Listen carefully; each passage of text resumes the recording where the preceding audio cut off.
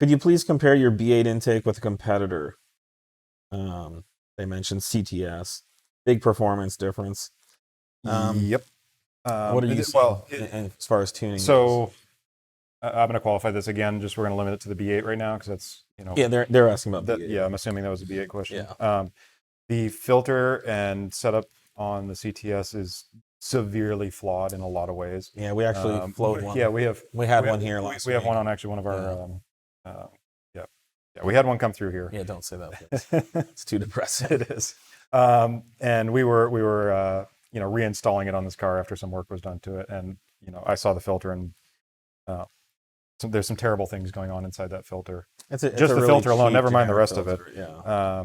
And we happened to flow it, and it was 40% down from our filter at Yeah. a pretty It's definitely you're definitely gonna lose with power. a lot of running- effort. It running was the it was intake. pretty tragic the way Yeah. that assembly is designed, and it's one of those things where it's got all the bells and whistles that the aftermarket sometimes thinks will help, and every one of the changes they have implemented on that filter makes it much worse. So obviously the CTS B8 intake is a knockoff.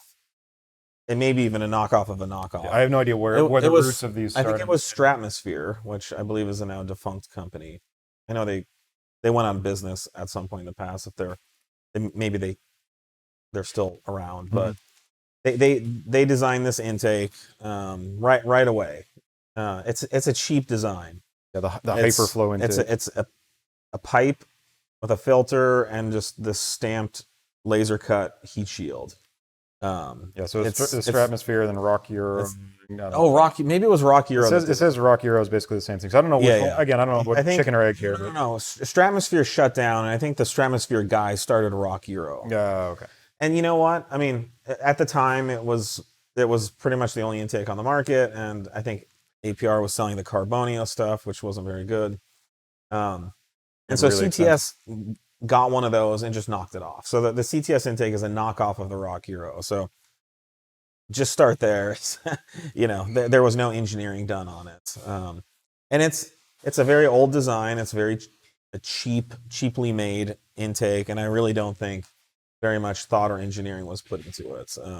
I think it was just someone got a product to market, and good for them. They've probably sold thousands of them, and then CTS has probably sold thousands by knocking them off. And I believe there's knockoffs on knockoffs of that. Oh god, yeah, there's copies. But you can buy really cheap air filters in China. Again, no thought or engineering is put into them. They're certainly not optimized in any way. It's not even clear how well they filter air. They typically don't flow well. We've seen them kind of break up and implode. I was going to say that there's some gimmickry going on inside the filter itself, which can dislodge. It's just literally glued inside the filter. And we're gonna post some more information about this. But a lot of these filters with the inverted dust, kind of the cap dual cone filter, the dual cone on the top, those filters typically flow worse because the dual cone thing comes into the filter and blocks the main flow of the body. So it's kind of this gimmicky effort to add more airflow, but it's actually worse. Yeah, and we actually went to because people were hyping this up, and we were getting requests about it on some of our platforms. We went to our filter manufacturer, had our exact same filter produced with an inverted cone in it as well, and had them flowed here on our bench, and we sent it out to get verified, and it did flow less than our normal. Yeah, it's our filter, which is already normal configuration, extremely good.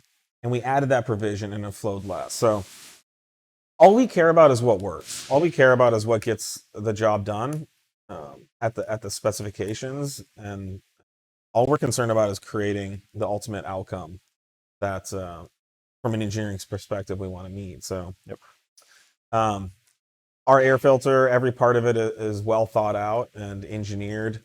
It's designed to optimize performance, fit, finish, designed to look great.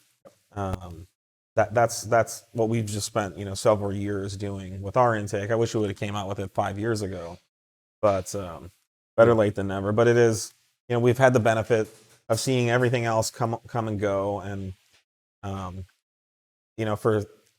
$345, it's the best deal on the market. There's no, by far. So, Yep. but again, we had the benefit to kind of let everyone else do their thing and then come out with ours. Someone has a follow up and says, while you guys are on the topic of intakes, did you find the carbon fiber shield actually helped with hot air, or is it mostly aesthetic? Yes, carbon fiber is not a good conductor.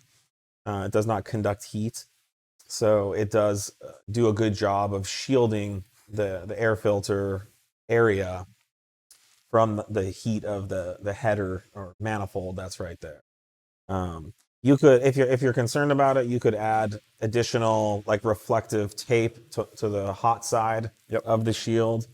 We find once the car is moving that the shield is more than enough. It's plenty to keep because there's a lot of airflow through the engine compartment. The heat zone's separate. Yeah, so the radiated heat is still hitting the shield, but yeah, I mean it does insulate though, and everything we do.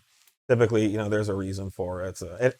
Carbon fiber also looks beautiful and it's sexy and people love it. So there's multiple reasons we use it. If we can make this, we could build just as an effective shield out of fiberglass layup, but it would just look boring and black and not very interesting. So, and it's just it costs a little bit more to do it out of carbon fiber. Yeah, once we've got the molds done, it's just a material change.